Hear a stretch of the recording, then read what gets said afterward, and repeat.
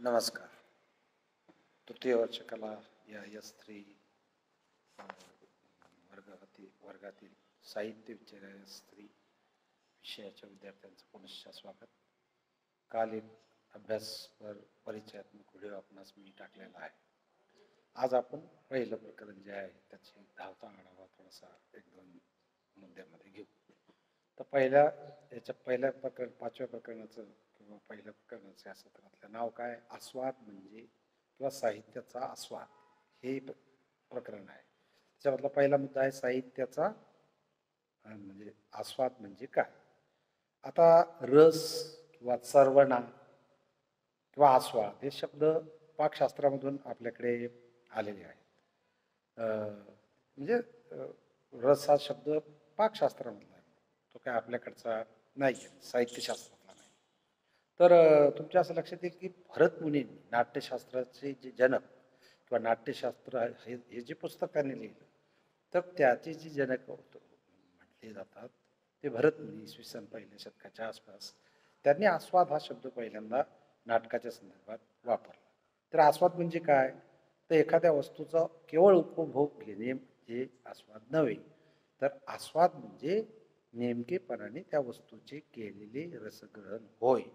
लक्षात ठेवा, एखाद्या खाद्यपदार्थाचं आपण चवीनं केलेलं सेवन किंवा एखाद्या साहित्यकृतीचं डोळसपणे केलेलं वाचन आस्वादामध्ये मोडते. आता हे बघा, खाणारा माणूस बकासूर ज्याला म्हणतो आपण गपागप खात असतो.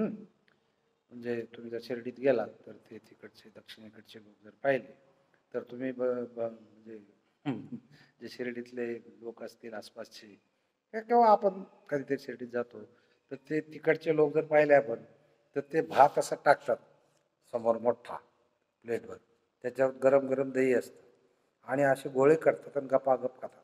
तर आपल्याला असा भात खाणं माहीतच नाही, आपण चवीनं भात खातो नाही का? बरोबर आहे.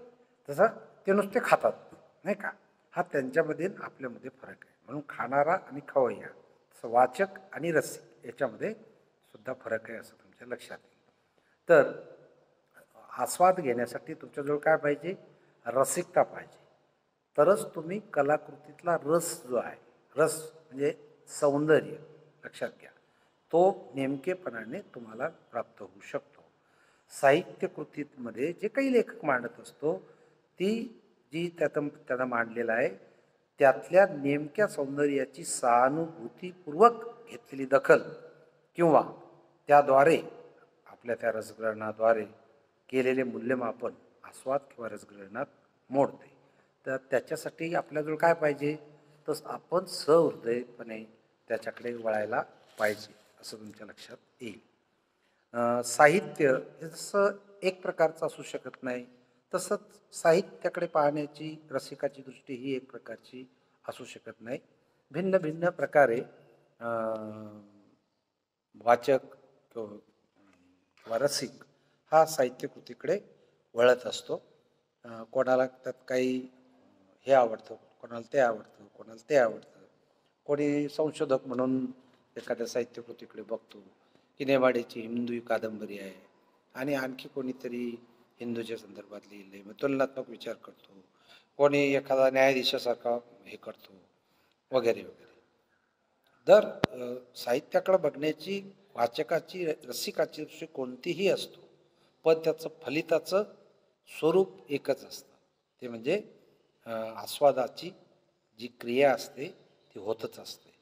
आस्वादक कोणत्याही संप्रदायातला असो, जीवनवादी असो, कलावादी असो, तर त्याला साहित्यकृतीचं जे मर्म आहे म्हणजे लेखकाला जे सांगायचं आहे ते रसग्रहण नेमकेपणाने करता आलं पाहिजे.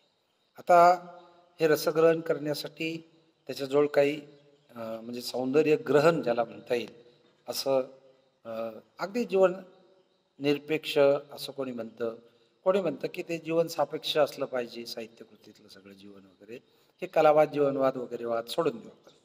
पण साहित्यामध्ये आपल्याला असं दिसेल की लेखक, वाचक आणि रसिक असे आणि समीक्षक नंतरचं असे 4 लोक महत्त्वाचे असतात. त्याच्यातले 3 पहिले महत्त्वाचे कोण? लेखक, साहित्यकृती आणि रसिक. हा त्रिकोण महत्त्वाचा. याच्यातला शेवटचा रस कोणता त्रिकोणामधला, तर तो आहे रसिक. बरोबर आहे.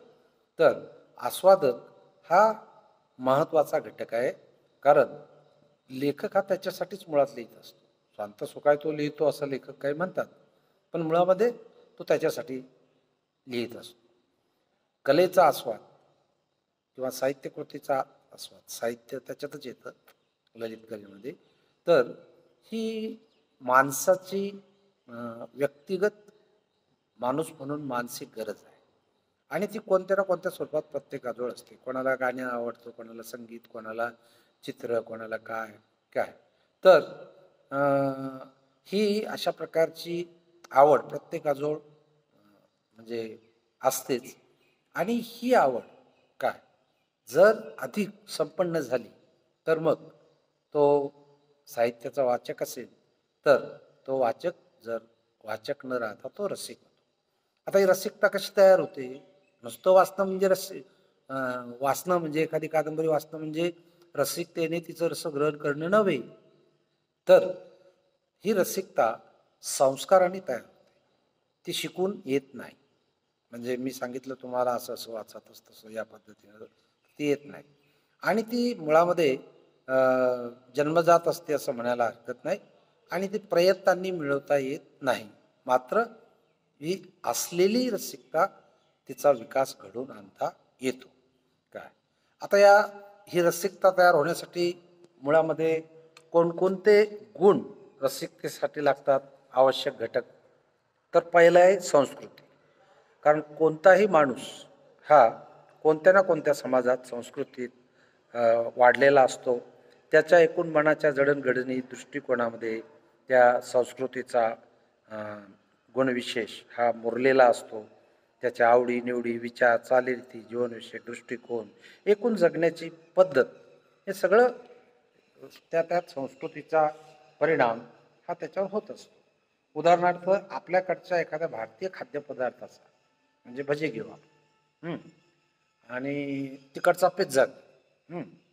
तर पिझ्झाचा आपण आस्वाद जो घेऊ, तो आपल्याला काही तिकडच्या सारखा त्या लोकांना जो अनुभव येतो इंग्लंड अमेरिकेतले, तसं येणार नाही.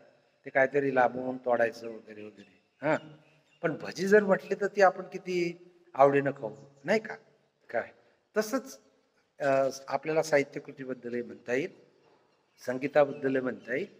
की बघा तुम्ही इकडे दक्षिणेकडचं संगीत जे आहे, सिनेमे येतात आता अलीकडे फार तिकडचे, ते बघा कसे त्यांचे गाणे बिणे असतात ते. एवढंच काय, आपल्या लावणीचा ठसका हा इंग्लंडमधल्या माणसाला कळू शकेल का? तर नाही.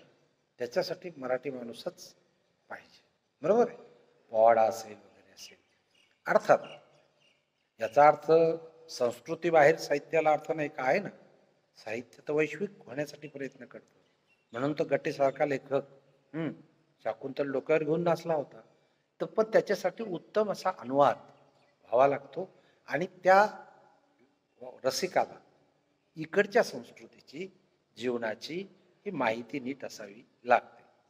आता म्हणून संस्कृती हा एक घटक रसिकतेमध्ये महत्वाचा असतो. दुसरं संवेदन क्षमता.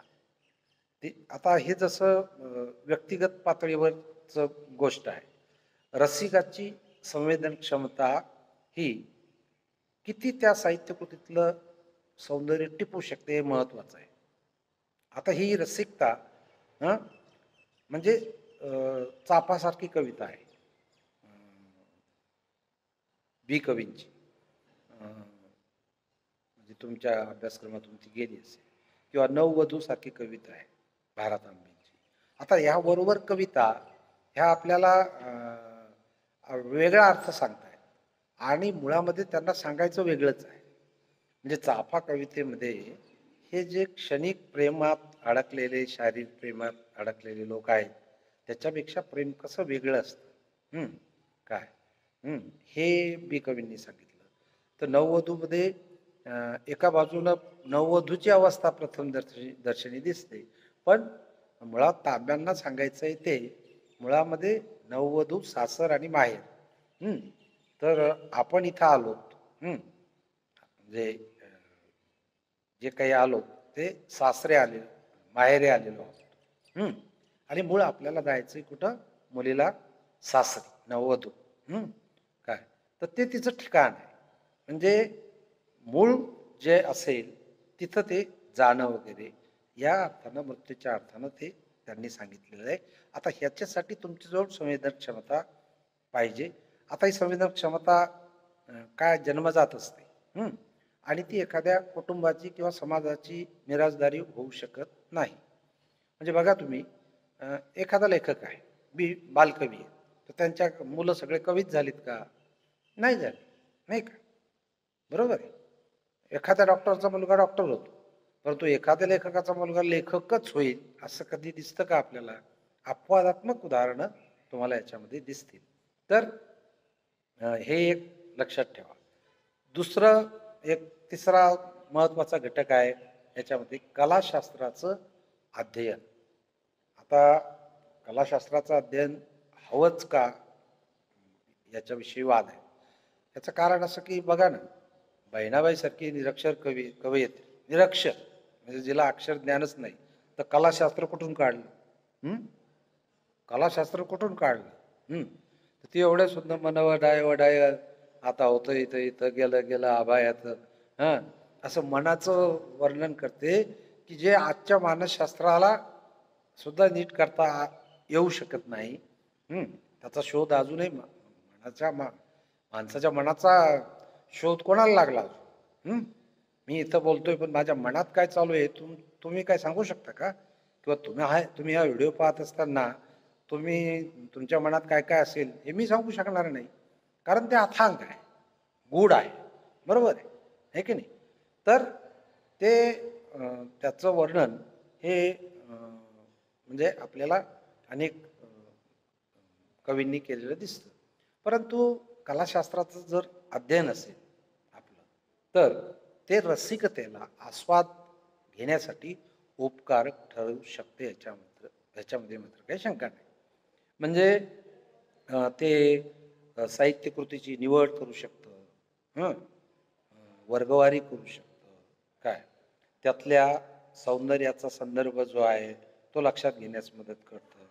एखादी साहित्यकृती उत्तम कशामुळं झाली आणि एखादी कादंबरी एकदम सामान्य दर्जाची का झाली, हे याचं ज्ञान तुम्हाला कलाशास्त्राचं अध्ययन असलं तर मिळू शकतं. आता बघा, साधे बघा ना, काल दिलीप कुमार गेले, त्यांचा जॉर भाटा हा सिनेमा पडला पहिला. बरोबर आहे. पडला का? याचं कारण ते नवे होते म्हणून का? नाही. पहिल्या सिनेमात अनेक चित्रपट असे लोक आहेत की ज्यांची हिट झाले, पण दिलीप कुमार नंतर थांबले नाहीत. नंतर त्यांनी अनेक चित्रपट दिले आणि मोगले आझम बिझम, कोहिनूर बिनूर तर तुम्ही विचारूच नका. तर तुमच्या असं लक्षात येईल की हळूहळू त्यांनी काय काय चुका होत्या ह्या दिलीप कुमारांनी आत्मसात केल्या. तुम्ही दिलीप कुमारांच्या वरच्या पुरवण्या वगैरे जर वाचल्या आता, तर तुमच्या लक्षात येईल की त्यांनी किती प्रयत्न केले आणि मग नंतरचे दिलीप कुमार तुम्हाला दिसतात. तसंच साहित्यशास्त्रामध्ये सुद्धा आहे. एखादी कलाकृती कथा आहे की कादंबरी आहे, एखादा कादंबरीकार श्रेष्ठ की कनिष्ठ, म्हणजे भालचंद्र नेमाडे मराठीतले सर्वात श्रेष्ठ कादंबरीकार आहेत का? हे सगळं तुमच्याकडे कलाशास्त्राचं अध्ययन असेल तर तुम्ही उत्तमपणे करू शकता. त्याचं कारण तुमची रसिकता त्यामुळं अधिक डोळस, मर्मग्राही, चोखंदळ बनते. त्यामुळे ही एक बाब रसिकतेसाठी, आस्वादकतेसाठी आवश्यक असते किंवा त्याचा उपयोग आपल्याला होतो. आता मुळात हे लक्षात ठेवायचं आहे पक्क की कलाशास्त्राच्या अध्ययनामुळे रसिकतेची किंवा आस्वादकतेची निर्मिती होत नाही. रसिकता ही मुळात जन्मजात असावी लागते. जन्मजात असणाऱ्या रसिकतेचा विकास मात्र अशा अध्ययनामुळे होऊ शकतो. आता प्रत्येक प्राणीमात्राची धडपड कशासाठी असते? आनंद मिळावा. बरोबर आहे, प्रत्येक प्राणीमात्राची. पण प्राण्यांची जी असते माणूस सोडून, ती फक्त शारीरिक पातळीवर असते. म्हणजे म्हशीला हिरवागार भरपूर चारा मिळाला की ती खुश होते, पण आपलं पोट भरल्यावर आपण आनंदी होतो का? फक्त नाही. त्याच्यानंतर आपल्याला काही लागतं आणि दुसऱ्याची कशीच तरी आपल्याला भूक असते, मग ते काव्य असेल, नाट्य असेल, निसर्ग असेल, काय प्रत्येकाप्रमाणे काय. तर अशा प्रकारे या 3-4 गोष्टी तुम्हाला रसिकता हे विकसित होण्यासाठी अ, मदत करतात असं लक्षात येईल. आता काही अभ्यासकांनी तर असं मतही मांडलेलं आहे, वाला कुलकर्णी वगैरे, गोमा कुलकर्णी यांनी, की रसिकाचं काम केवळ आपला आपलं आपल्यासाठी रसग्रहण करणं एवढंच आहे का? तर एका मर्यादेपर्यंत आपल्याला त्याला हो म्हणता येईल. पण रसिकतेमुळं किंवा रसग्रहणामुळं जो आनंद मिळतो, हां, ज्याला आपण म्हटलंय, भरतमुनीने म्हटलं, तो कसा असतो आनंद? तो ब्रह्मानंद सहोदर असतो. म्हणजे देव भेटल्यावर काय होतं? तर देव भेटल्यावर म्हणजे आपल्याला भानच राहत नाही, असं संतांचं म्हणणं आहे. आणि म्हणून संतांनी नेहमी नेहमी सगळ्या संतांनी सांगितलेलं आहे की आम्हाला मोक्ष नको आहे, म्हणजे देवा तुझ्याजवळ कायमचं नको आहे, आम्हाला परत जन्माला घाल माणसाच्या. याचं कारण भक्तीमध्ये जो आनंद आहे तो तुझ्याजवळ राहणार नाही. बरोबर आहे की नाही? तर तसंच रसग्रहण हे जे तुम्ही तुमच्यासाठी करता आहात, ते तुमच्याप्रमाणेच ते इतरांपर्यंतही पोहोचवणं हे चांगल्या आस्वादकाचं, रसिकाचं काम असतं. एखाद्या साहित्यकृतीतील जे काही त्याला सौंदर्य सापडतं, आनंद मिळतो, तो आनंद त्यानं त्याच्यापुरताच न ठेवता इतरांपर्यंतही पोहोचवणं हे त्याचं कर्तव्य असतं. आणि याच्यातूनच आस्वादक समीक्षा नावाचा एक समीक्षा प्रकार हा विकसित झालेला आहे. माधव आचवल यांचं जे पुस्तक आहे ते मुळामध्ये त्याचं उत्तम उदाहरण मानलं जातं, की मुक्तपणे मला जसं वाटतं तसं. अर्थात मार्क्सवादी समाज पद्धती, मानसशास्त्रीय, समाजशास्त्रीय, तिथे सुद्धा आस्वाद हा पाया आहे. बरोबर आहे, समीक्षेचा आणि रसग्रहणाचा. बरोबर आहे. आणि म्हणून हे आपण लक्षात ठेवलं पाहिजे. आता आपण याच्या पुढच्या ह्याच्यात आस्वादकासाठी आवश्यक असणारे गुण कोणकोणते आहेत याचा विचार पुढच्या टप्प्यावर करणार आहोत. धन्यवाद.